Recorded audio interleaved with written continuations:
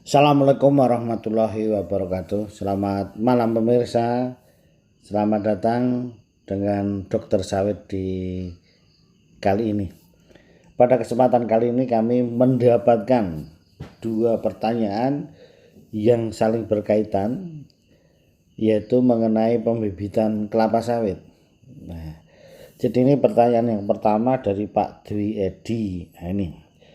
Assalamualaikum Pak Dokter, ngapura ajeng tangklet malih. Saya perdana melakukan pembibitan kelapa sawit yang difoto ini berumur 7 minggu. Wah, luar biasa ini, bagus sekali ya. Belum pernah dipupuk kecuali pupuk dasar dan fungisida. Mohon sarannya pemupukan dan fungisida apa yang dilakukan untuk pencegahan.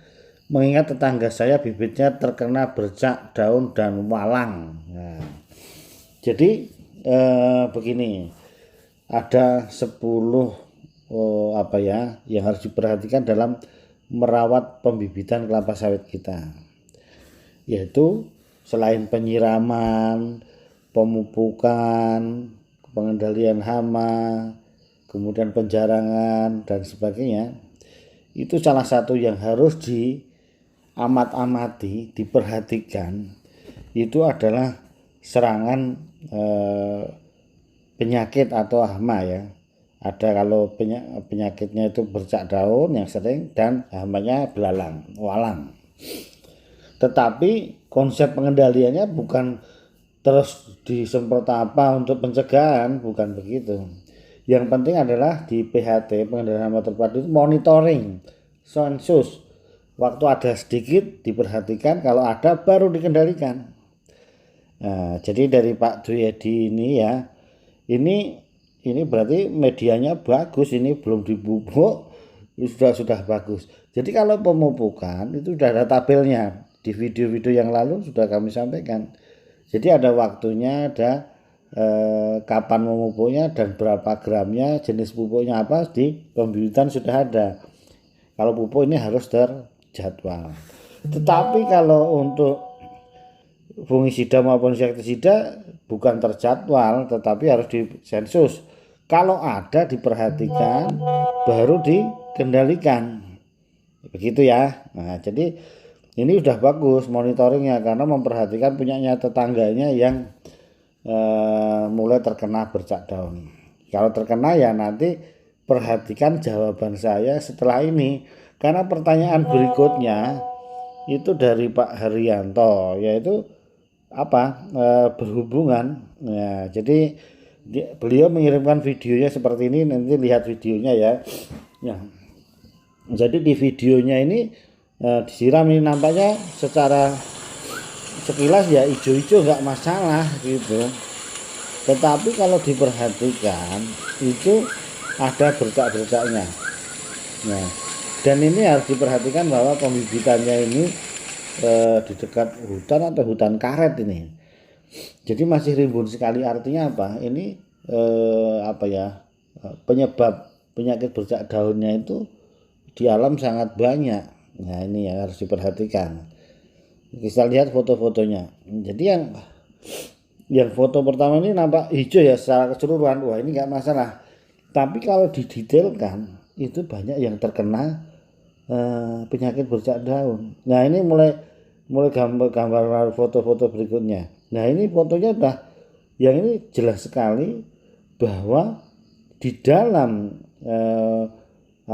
lintringan ini sudah banyak yang bahkan ada yang mati dan serangannya berat. Nah, ini nanti kita bahas bagaimana mengendalikannya, kenapa kok bisa muncul seperti ini. Nah, ini ya. Kemudian kita perhatikan lagi yang lebih zoom lagi. Nah, ini ada yang sudah mati dikumpulkan menjadi satu.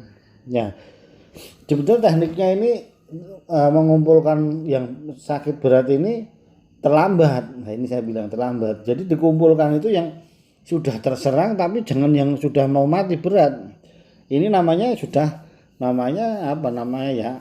afkir, memilih yang sudah mati, bukan mau menyelamatkan. Jadi yang bergejalanya jangan terlalu, yang sudah agak ringan, masih agak ringan, dikumpulkan supaya kita fokus pengendaliannya, nyemprotnya. Ya itu ya. Ini dari Pak Haryanto. Mohon arahan Pak karena sudah parah. Meskipun saya bilang sudah terlambat ini. Jadi yang lain yang sisa-sisa tadi yang sudah tolong cepat dikumpulkan seperti ini, tetapi jangan yang sudah mati-mati ya, ini namanya terlambat. Nah, pertanyaannya Pak bisa hidup ya, nanti kita kendalikan yang yang masih seger-seger itu tadi. Jadi ada yang bisa diselamatkan, ada yang tidak. Untuk yang digambar terakhir ini rasa-rasanya tidak, udah pada mau mati gitu. Ini ya Pak. Oleh karena itu tadi pentingnya sensus monitoring diperhatikan, masih terserang sedikit kalau udah agak berat dikumpulkan tadi, kemudian apa yang dilakukan? Yaitu digunting kemudian dibakar yang sumber inokulumnya yang terkena itu. Ini terkena berat kenapa? Karena sumbernya dekat hutan itu banyak, jamur kurvularia itu sporanya banyak sekali. Nah, jadi itu disiram-siram tadi bisa menular. Ini menularnya lewat udara ya.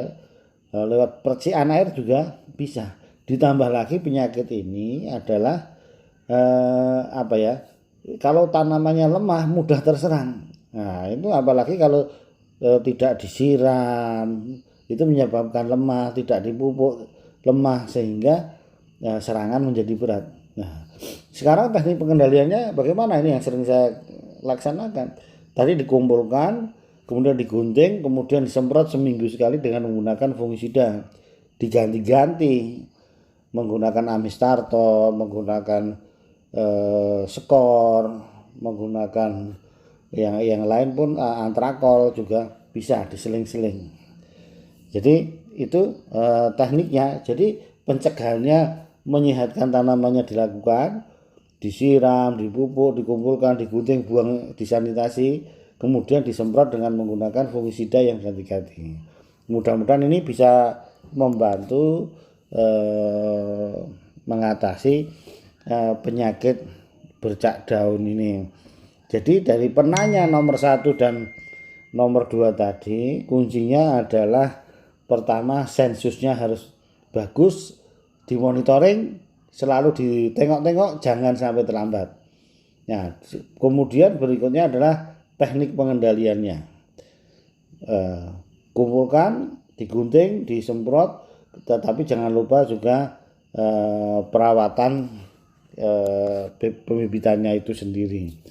Ya disiram tiap hari, pupuknya sesuai jadwal, itu mudah-mudahan bisa mengurangi penyakit bercak daun. Terima kasih atas perhatiannya. Assalamualaikum warahmatullahi wabarakatuh.